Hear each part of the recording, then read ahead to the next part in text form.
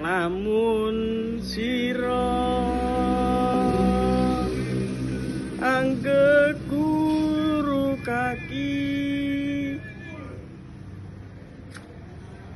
amile manungsa kang nyata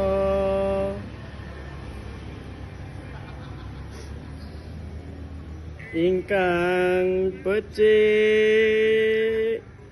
martabate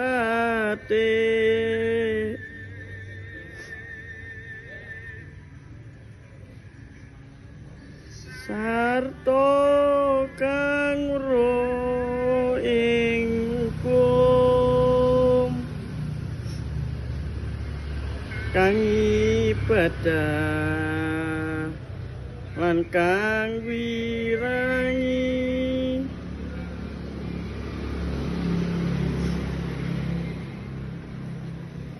syukur oleh wong tapa ingkang wis amungkur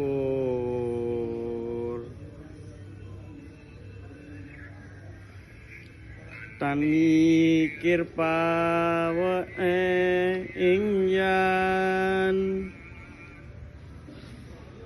iku pantes sira guru kaki sartane kawruh ana